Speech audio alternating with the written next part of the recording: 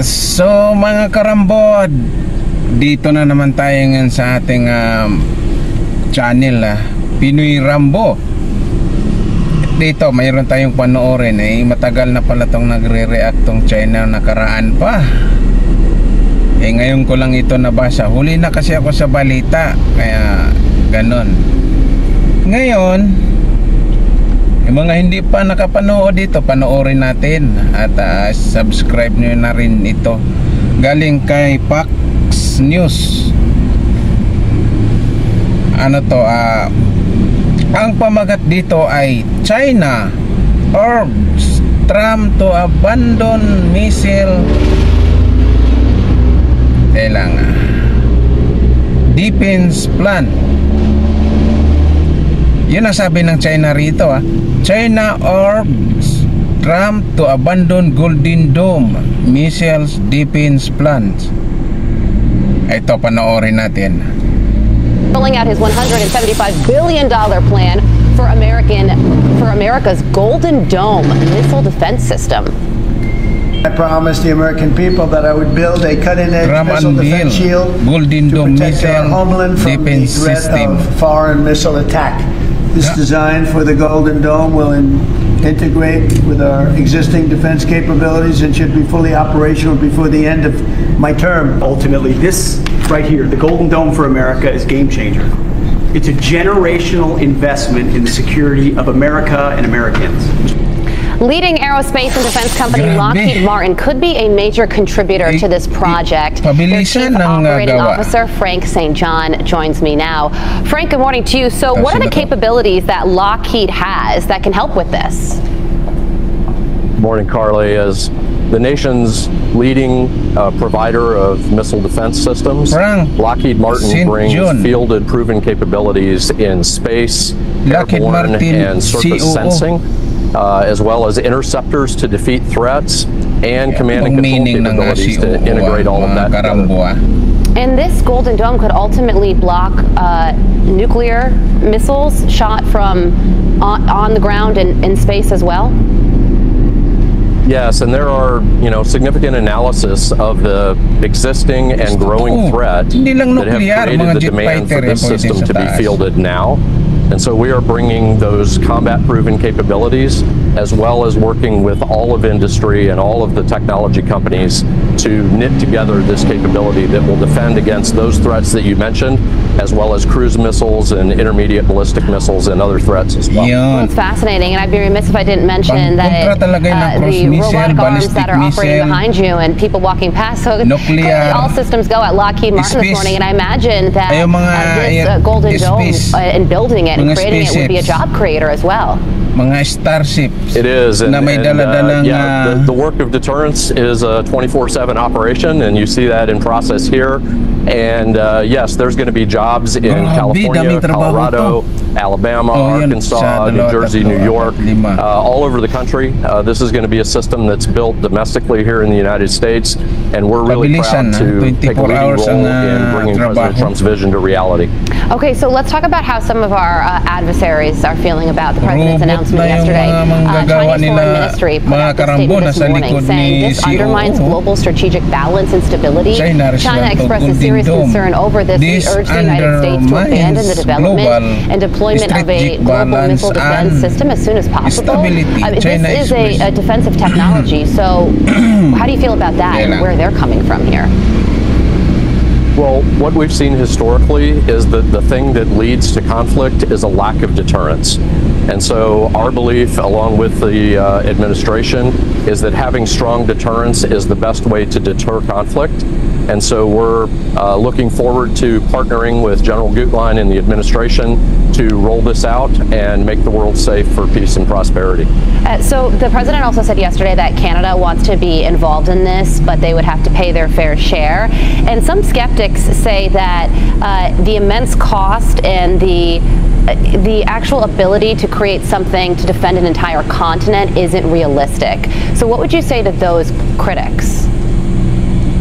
Well, most of the constituent elements of the system have been demonstrated already in smaller scale around the world, and all of them have been proven in combat situations.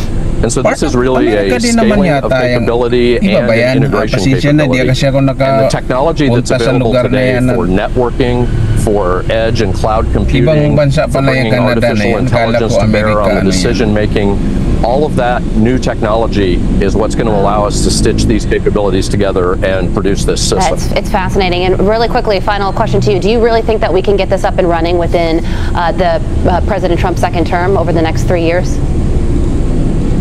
Because of the start we have with the existing capabilities, we're going to be able to rapidly assemble a credible deterrent in a very short period of time, and in parallel then work the future technologies that'll deal with threats as they evolve and keep the system relevant for generations. What a time to be alive. Wow. Frank St. John, thank you so much for joining us. We appreciate it. Thank you. You're very welcome. I'm Steve Doocy. I'm Brian Kilmeade. And I'm Ainsley Earhart. And click here to subscribe to the Fox News YouTube page to catch our hottest interviews and most compelling analysis. Para masubaybayan natin yung kanilang balita. Maganda to. Subaybayan ko to Ngayon, yung China nag-react na arms. China arms abandon the Golden Dome missile system. Amerikang sinasabihan yan na i-abandon. Pero sa akin hindi. Ba't ko i-abandon yan? Nakaplana yan. At pabilisan, di ba? Sabi ni Trump, tapusin yan hanggang matapos ang kanyang termino. Dapat ganun na presidente. Pag may isang project, bago sila lumabas sa isang pwesto, tapos na ang mga project. Itong atin ngayon, tapos ka na sa isang pwesto, haligi pa lang yung project mo. Hay nako. Di bali, ganito yon. Anong ma-suggest nyo, opinion nyo o comment nyo o reaction nyo dito sa Amerika? Maganda ang ginagawa, maganda ang plano ng Amerika. Biro mo, naunahan sila. Pero sa totoo lang mga karambo, kayang gawin ng ibang bansa yan. Malalaking bansa katulad ng Japan, katulad ng itong yung China, India, Russia. Nga lang si President Trump ang unang nakaisip niyan, hindi yung ibang bansa. Pero kayang-kaya nila yan, mayayaman yan katulad ng Japan, ang daming space ang Japan. Spaceship, yung mga lumilipad. Siyempre yan ang nagdadala ng mga rockets, mga missile, kung pwede magdala yan pala. Russia ang number 1. Number 2 China. Pwedeng magdadala yan Pero itong Amerika, daligin yan. Kaya hindi na nila basta matalo yan. Hindi nila mautakan yan. Pagkatapos ng termino ni Trump, tapos na. Naka-build na yan. Naka-ready na yan kung saan na nakaharap. Mga yan.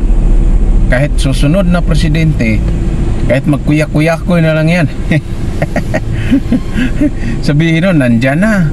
Ang gagawin nila, dagdag ng dagdag. Wala na. Napalibutan ng Golden Dome ang buong sanlibutan. Ganon katindi ang isip ni President Trump. Kaya yung China, wala, naunahan sila Kaya nilang gawin yan Naunahan lang sila. Biro mo yung nagagaya nila Ano bang mayroon tayo dito sa Pilipinas na nagmula sa Amerika na internet? Kay Elon Musk, yung Starlink internet. Dito na yan sa Pilipinas mga karambo. Baka akala nyo wala Marami nang gumagamit niyan. At kung gusto nyong magpakabit niyan ng Starlink internet, punta kayo sa SM dahil nandun ang mga aparato niyan ng Starlink, ha. Doon yan sa SM mabibili. Sila lang niyan ni Elon Musk at saka SM ang combine niyan dito sa Pilipinas, ha. Pati yung Tesla na sasakyan, guys, ha. Mga Tesla na sasakyan, ang mga charging batteries diyan, mga charger nasa SM. O di ba ngayon lahat yan kakompetensya ng China, di ba? Starlink kakompetensya ng China. Ano bang katapat ng Starlink na ginawa ng China? Napakatindi. Huawei internet yan, ha. Huawei 6G. Base sa nabalitaan ko noon, na i-search natin yan, ibalita ko sa inyo kung paano nila habulin yung Amerika sa internet. 5G lang, ha, 5G, ha, ang internet, pero gagawa ang China ng 6G internet. Huawei, hindi yung cellphone, ha, internet specific yun, nandun sa atmosphere, nandun siya, naka-base. Yan ang nagbibigay ng internet. Sa China naman yan. Pero pwede nilang ibinta yan sa ibang bansa, katulad ng Starlink nandito sa atin sa Pilipinas. Ganon din katindi ang China ngayon. Kaya nilang habulin yan, yung Golden Dome na yan. Naunahan lang talaga sila. At kung may budget pa sila, kasi ang balita ko din naman na may magka-problema sila sa pera nila dahil sa itong nagpupukus kasi sa lupa tong si Jinping na yan, sa mga pangdipin sa kalupaan. Ay sa iri din niya naisip si Trump. Talbog pa rin siya kay Trump kahit anong gagawin niya, mas matalino pa rin si Trump sa kanya. O comment na at sa suggestion ng opinion at reaction kayo dyan, mga karambo. At ang naman, kung ang buksan naman natin sunod ay yung Russia, kung ano ang reaksyon ng Russia dito sa Golden Dome ng missile system ng Amerika. O abangan nyo, ha, Russia, hanapin natin yan. Kailangan pa nating buklatin ng kagugul-gugulan. Hanggang dito na lang. This is Pinoy Rambo, over and out.